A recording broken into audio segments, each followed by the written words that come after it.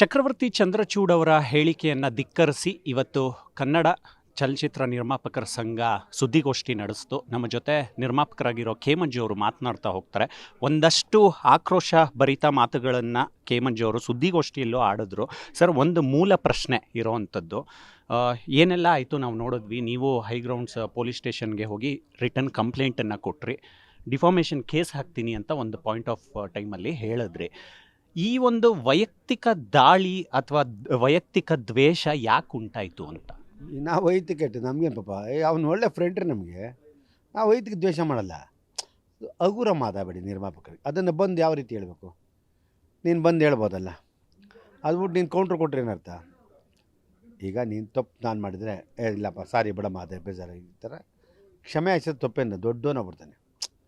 ಈಗ ನೀನು ತಪ್ಪು ಮಾಡಿದ್ರೆ ಇಲ್ಲ ರೀ ಏನೋ ಗೊತ್ತಿಲ್ಲ ಆಗ್ಬಿಟ್ಟಿದೆ. ಅದನ್ನು ನಾವು ಅವನ ಬಗ್ಗೆ ನಮಗೇನು ಅವ್ನ ದುಶ್ಮನ್ನ, ವೈರಿನ, ಇಲ್ಲ ನಮಗೆ ಲಾಸ್ ಆಗಿದೆಯಾ? ಏನಿಲ್ಲ. ಯಾಕೆ ಅದರಲ್ಲಿ ಏನಿದೆ?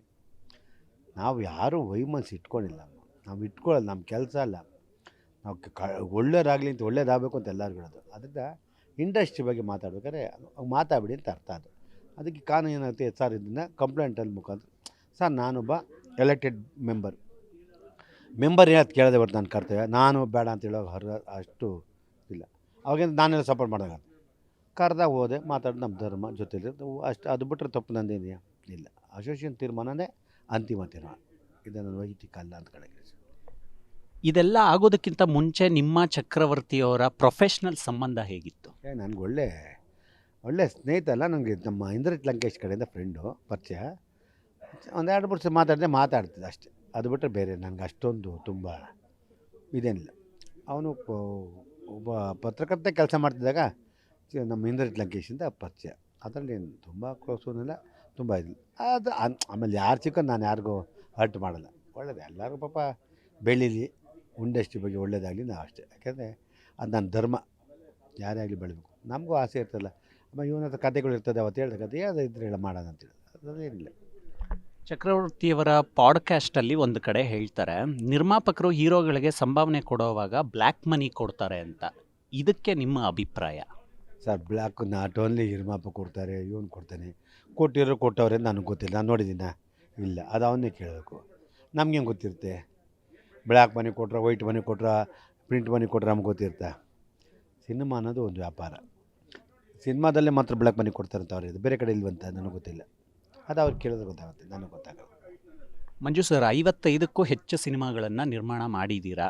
ಈಗ ಅನ್ನಿಸ್ತಾ ಇದೆಯಾ ಚಿತ್ರರಂಗಕ್ಕೆ ಒಂದು ಸಮರ್ಥವಾದಂಥ ನಾಯಕತ್ವದ ಒಂದು ಸೆಲೆ ಬೇಕಾಗಿತ್ತು ಅಂತ? ಇಲ್ಲ, ಸಿನಿಮಾದಲ್ಲಿ ನಾಯಕತ್ವ ಸೆಲೆ ಇದೆ. ಎಲ್ಲರೂ ಅದನ್ನು ವೀಕ್ನೆಸ್ ಮಾಡ್ಕೊಂಬಿಟ್ಟಿದೆ. ಇನ್ನು ಮುಂದಕ್ಕೆ ಅದಾಗಲ್ಲ. ಯಾಕೆಂದರೆ ಇವೆಲ್ಲ ವಿದ್ಯಾವಂತ ನಿರ್ಮಾಪಕರು ಅಂದರೆ ತುಂಬ ತಿಳುವಳಿಕೆ ಇದೆ. ಆಮೇಲೆ ಇವಾಗ ಮೊದಲೆಲ್ಲ ಈ ಕಾಂಪ್ರಮೈಸ್ ಅಂದ್ಕೊಂಬಿಡೋರು, ಅದಾಗಲ್ಲ. ಆಮೇಲೆ ಇವಾಗೆಲ್ಲ ಸ್ಟ್ರಾಂಗ್ ಇದ್ದಾರೆ, ಲೀಗಲ್ ಸಿಲ್ ಇದೆ, ಎಲ್ಲ ರೀತಿ 4 ಜನಕ್ಕೆ ಇವೆಲ್ಲ ತಿಳುವಳಿಕೆ ಪಡಿದಿದ್ದಾರೆ.